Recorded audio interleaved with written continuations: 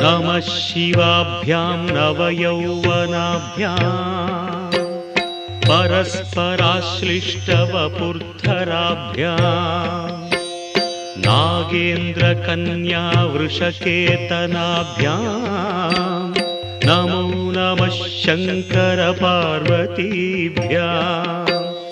नमः शिवाभ्यां वृषवाहनाभ्यां विरिञ्चि विष्णुन्द्रसुपूजिताभ्यां विभूतिपाटीरविलेपनाभ्यां नमो नमः शङ्करपार्वतीभ्याम्।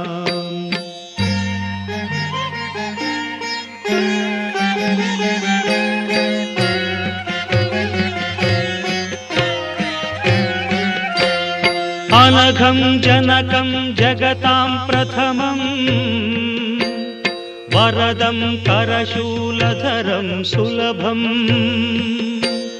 करुणाम्बुनिधिं कलुषापहरं प्रणमामि महेश्वरमेकमहम् अमलं कमलोद्भवगीतगुणम् शमदं समदासुरनाशकरम् रमणीयरुचिं कमनीयतनुं नमः साम्ब शिवं नतपापहरम् शिवं शङ्करं बन्धुरं सुन्दरेशं नटेशं गणेशं गिरीशं महेशं दिनेशेन्दुनेत्रं सुगात्रं मृडानी पतिं श्रीगिरीशं हृदा भावयामि। भृङ्गीच्छानटनोत्कटः करिमदग्राही स्फुरन्माधवाह्लादो नादयुतो महासितवपुः पञ्चेषु नाचादृतः सत्पक्षः सुमनो वनेषु स्वपुनः साक्षान्मदीये मनोराजीवे भ्रमराधिपो विहरतां श्रीशैलवासी विभुः सोमोत्तंसः सुरपरिषदां येष जीवातुरीशः पाशच्छेत्ता पदयुगजुषां फुल्लमल्लीनिकाशः ध्येयो देवः प्रकटितवधूरूपवामात्मभागः श्रीशैलाग्रे कलितवसतिर्विश्वरक्षाधुरीणः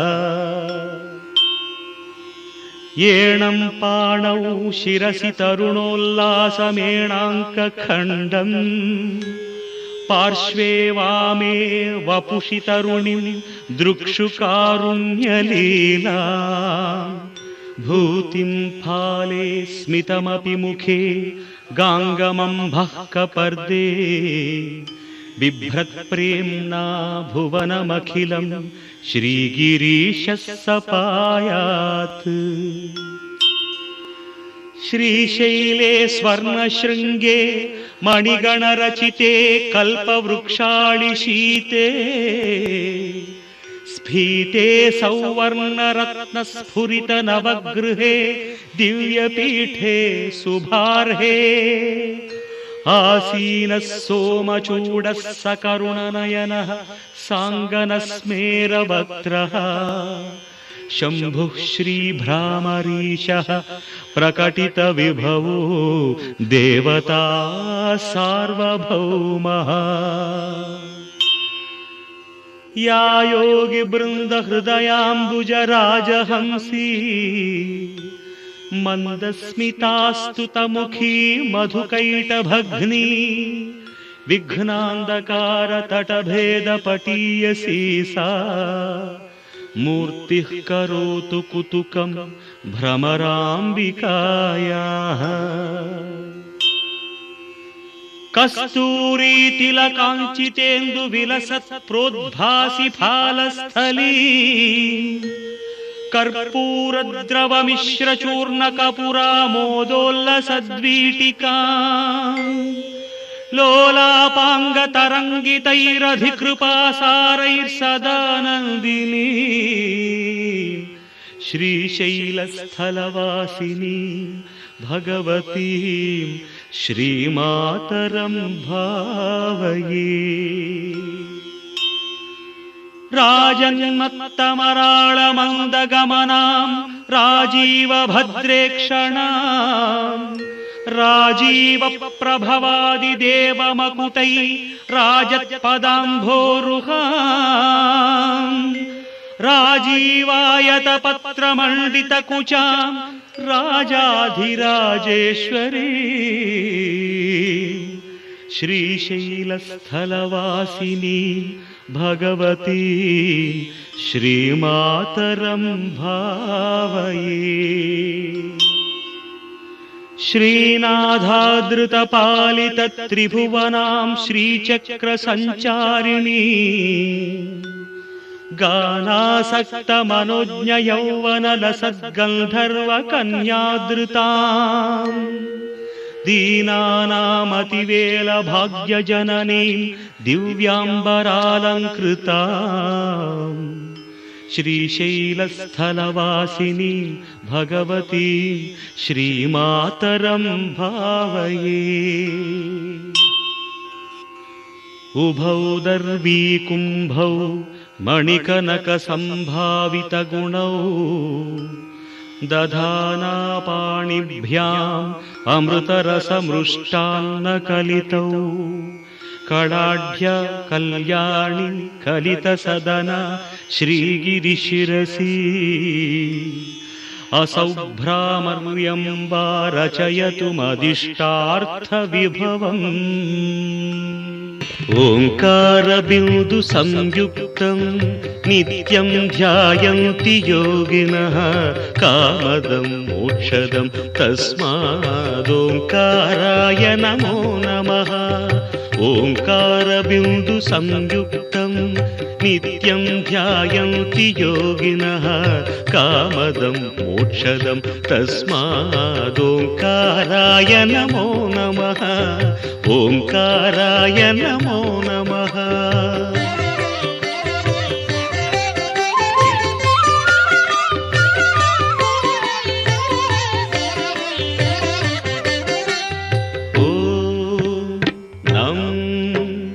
नमन्ति मुनयः सर्वे नमन्त्यप्सरसाङ्गणाः नराणामादिदेवानां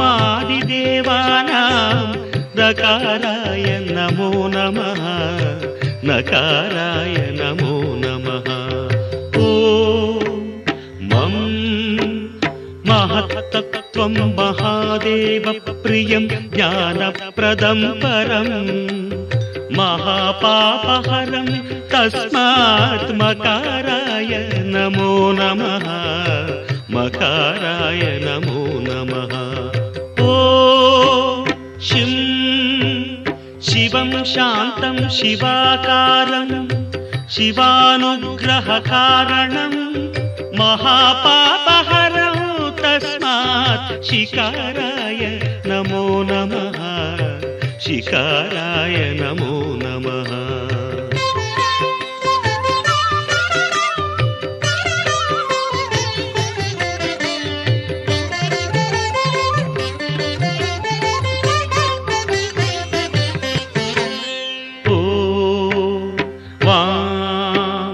वाहनं वृषभो यस्य वासुकी कण्ठभूषणं वामशक्तिधरं देवं वकाराय नमो नमः। वकाराय नमो नमः। ॐ यं यकारे संस्थितो देवो यकारं परमं शुभं यं नित्यं परमानन्दं यकाराय नमो नमः। यकाराय नमो नमः।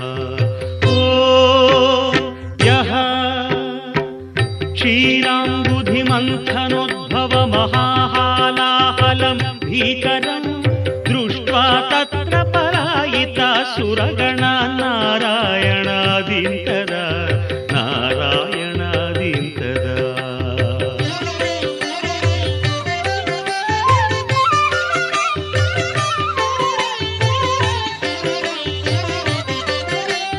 सम्पीत्वा परिपालय जगदिदं विश्वाधिकं शङ्करं सेव्यो नः सकलापदं परिहरन् कैलासवासी विभुः षडक्षरमिदं स्तोत्रम् यः पठेत् शिवसन्निधौ तस्य मृत्युभयं नास्ति ह्यपमृत्युभयं कुतः ह्यपमृत्युभयं कुतः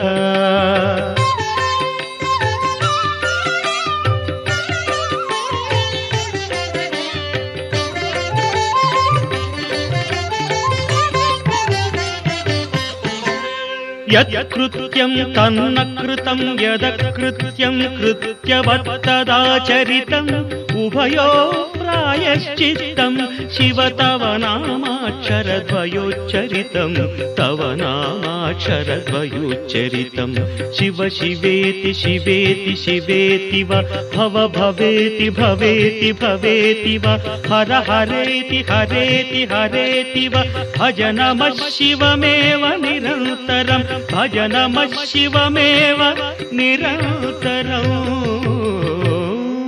नमामीशमीशाननिर्वाणरूपं विभुं व्यापकं ब्रह्मवेदस्वरूपम् अजं निर्गुणं निर्विकल्पं निरीहं चिदाकारमाकाशवासं भजेऽहं नमामीशमीशाननिर्वाणरूपं विभुं व्यापकं ब्रह्मवेदस्वरूपम्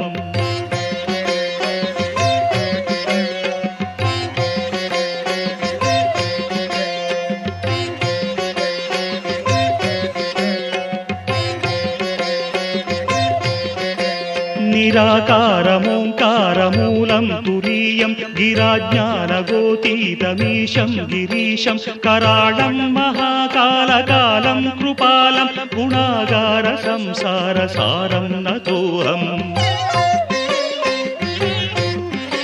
तुषाराद्रिसङ्काश गौरं गभीरं मनोभूतकोटिप्रभासी शरीरं स्फुरन्मौलिकल्लोलिनी चारुगङ्गा रसस्थालबालेन्दुकण्ठे भुजङ्गा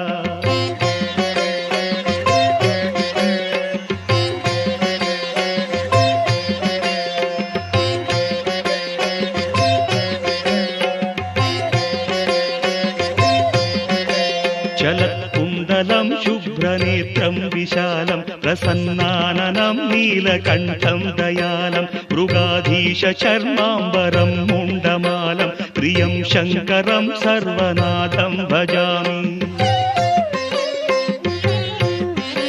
प्रचण्डं प्रकृष्टं प्रगल्भं परेशम् अखण्डं भजे भानुकोटिप्रकाशं त्रयीशूलनिर्मूलनं शूलपाणिं भजेऽहं भवानीपतिं भावगम्यम्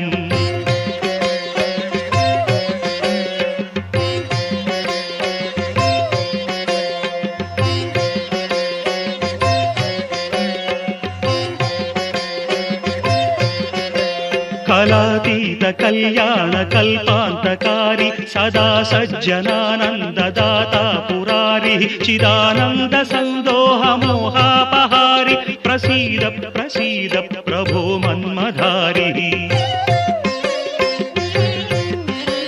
न यावत् उमानाथ पादारविन्दं भजन्ति हलोके परे वानराणां न तावत् सुखं वापि सन्तापनाशं प्रसीद प्रभो सर्वभूताधिवास